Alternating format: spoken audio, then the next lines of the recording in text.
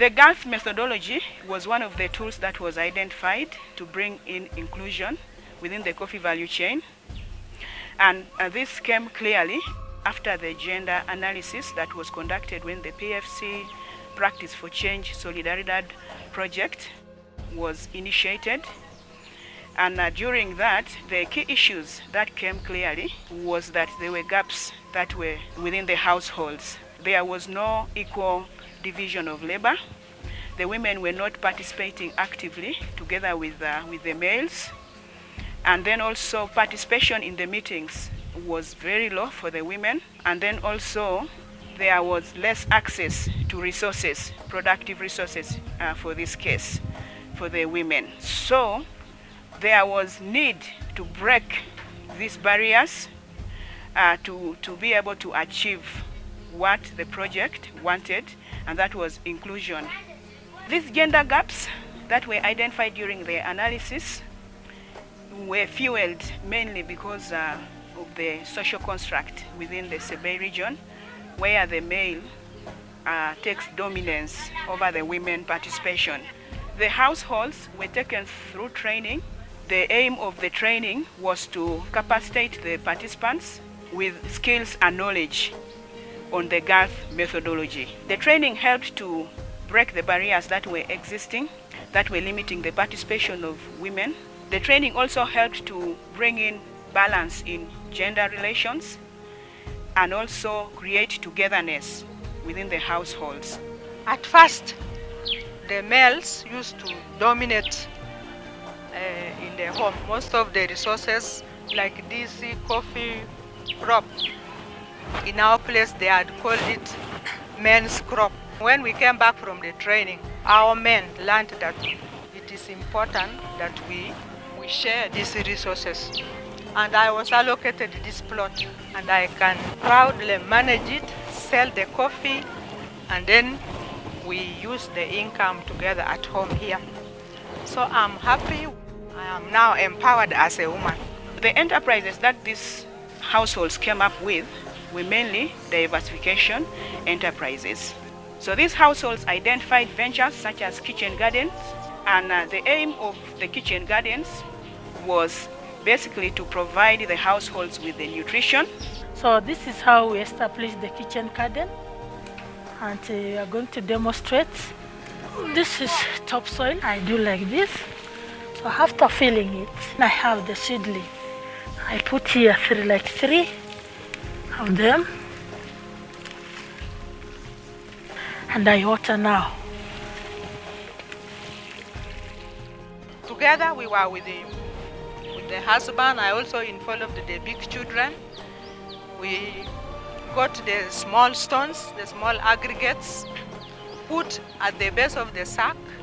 That one is for the purpose of draining away the water, and then filled the sack with the topsoil, which is fertile. So I planted on top.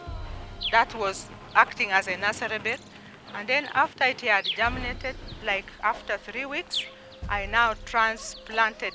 So this is my small garden, an extension from the other backyard garden at home. I've planted these onions on a small scale. I've planted some tomatoes, and this one also improves on our nutrition. The surplus from the kitchen gardens, the households are also able to sell and be able to get extra income.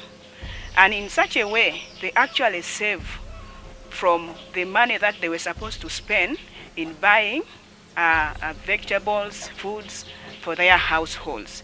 And the savings from that, they invest it back into the VSLA groups, which most of the women are actually involved in. These VSLA groups also enable them to be able to borrow money and invest back into the interventions that they have within the coffee and also the kitchen gardens. The second enterprise that was identified by some of the households was the goats diversification enterprise. And mainly this focused on the women. So through the support of the PFC project, households requested that we offer the Boa improved he goats. The Boer he-goats are able to cross with the local she-goats to give better, superior offsprings with a better growth rate. The households were able to improve their household income because they sold some of the goats. We have a goat which is of a hybrid. We have started breeding it with the locals. We were also given the Caliandra trees. It is so nutritional to the goats, so we have planted it. Another diversification enterprise that we supported the women households was the matoke, and that is bananas. This is my matoke plantation. This is bogoya, which is eaten as fruits, the ripe type. It also helps us in selling and earning income. The households were supported with beans, and that was Nabe 16, which most of them have actually already harvested. In conclusion, the gender action learning systems should be encouraged in other projects because it is a participatory household/community-led tool which is used to bring about positive transformation within the mindset, and since it operates with the principle of inclusion, this helps to bring in both man and woman to participate within the coffee value chain, and also ensure that they have other interventions and the woman co-works together for the benefit of her family.